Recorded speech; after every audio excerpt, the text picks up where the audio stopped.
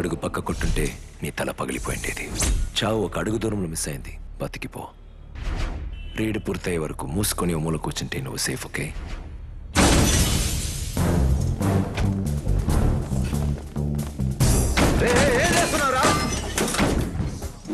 నువ్వు ప్రాణభిక్ష పెట్టినందుకు అప్పు తీరుస్తున్నా. Good evening sir.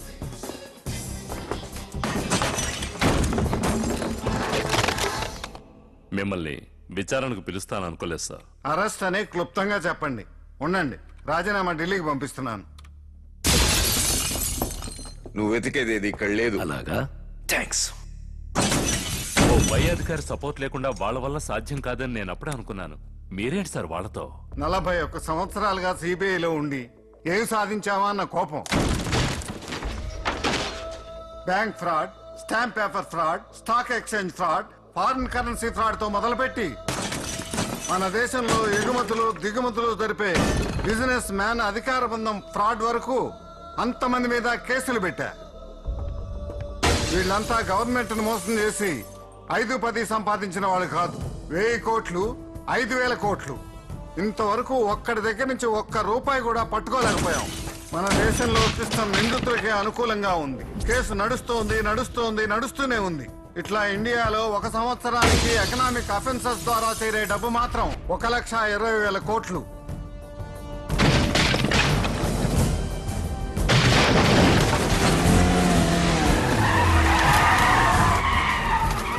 నలభై 41 సంవత్సరాలుగా మీరు చేయలేనిది నేను చేయగలనా అని ఒక యంగ్ ఆఫీసర్ అడిగాడు. హీజ్ మల్లన్న. తప్పుడు మార్గంలో సంపాదించే ఒక్కొక్క రూపాయి నోట్లోనూ ఒక్కో పేదవాడి పేరు రాసి ఉంటుంది. పంచి పెడదాం సార్. కన్నీళ్లతో 2 పేదవాళ్ళు కృతజ్ఞత చెబితే చాలు. 41 సంవత్సరాలు సర్వీస్ చేసిన ప్రశాంతత దొరుకుతుందంటే నాకిప్పుడు ఆ ప్రశాంతత దొరికింది.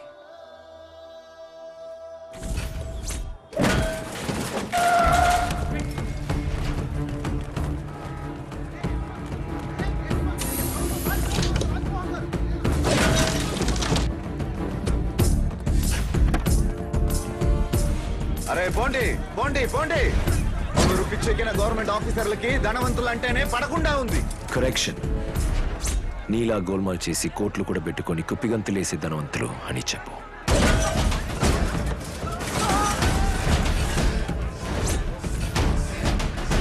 ఈ అమ్మాయి నీ కోసం బస్సులో ప్రైవేట్ డాన్స్ ఆడడానికి ఎంత ఇచ్చావు? 30 లక్షలు. దీంతో 200 పేద పిల్లల్ని దత్తత తీసుకోవచ్చు.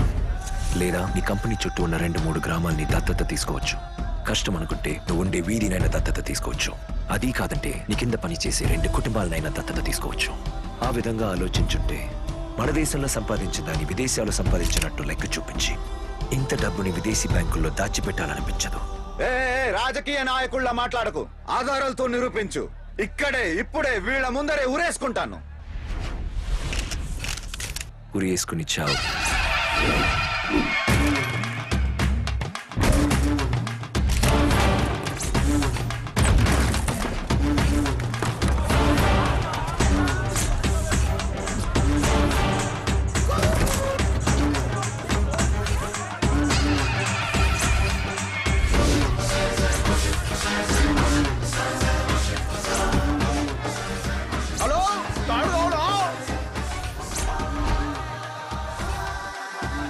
ఇటువంటి పెద్ద మనుషులు ఇప్పుడు మన జాతి గుర్తులు.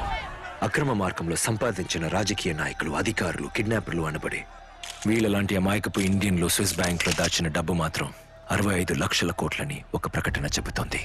ప్రపంచంలో ఉన్న పేదవాళ్లలో 30% పేదవాళ్లు ఇండియాలోనే ఉన్నారని ఇంకో ప్రకటన చెబుతోంది.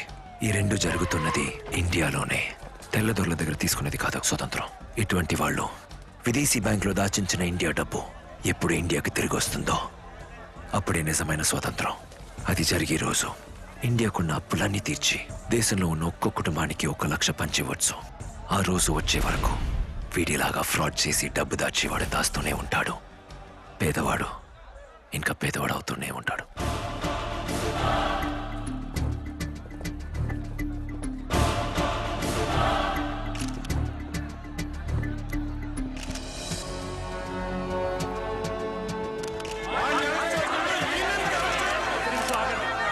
ఇన్నాళ్ళు దేశంలో కలకలం రేపిన మల్లన్న ఇతనే.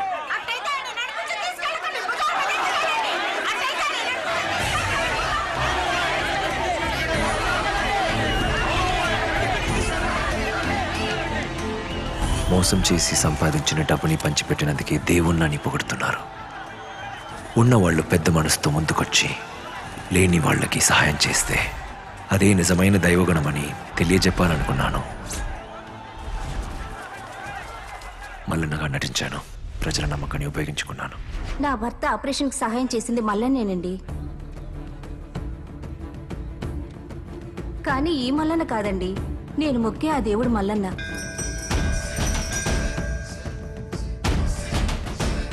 మాకిచ్చింది ఈ మల్లన్న కాదండి, మేం కొలిచే దేవుడు మల్లన్న. ఈ మల్లన్న కాదండి, మేము ఎన్నో నాళ్ళుగా మొక్కే ఆ దేవుడు మల్లన్నండి. ఈ మల్లన్న కాదండి, నేను ముఖ్య దేవుడు మల్లన్నండి. ఈ మల్లన్న కాదండి. అయ్యా ఈ మల్లన్న కాదయ్యా. డబ్బు పోగొట్టుకున్న వాళ్ళని ఎవరినైనా సాక్షిగా తీసుకొచ్చారా? ఇంతవరకు ఎవరు ధైర్యంగా తమ డబ్బు పోగొట్టుకున్నామని ఫిర్యాదు చేయడానికి రాలేదు యువరానర్. తీసుకున్నది నిజం, ఇచ్చింది నిజం.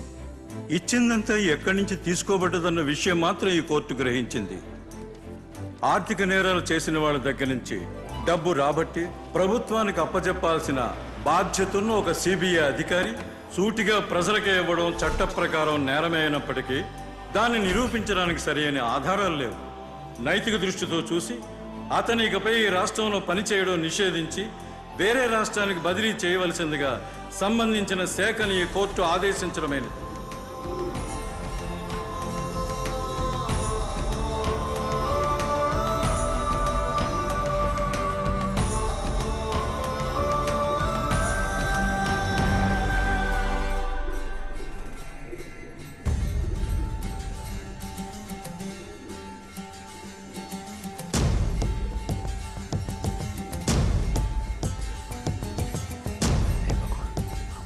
తాగే నీటి కోసం ప్రతిరోజు 16 కిలోమీటర్లు నడిచి వెళ్లాల్సి వస్తుంది.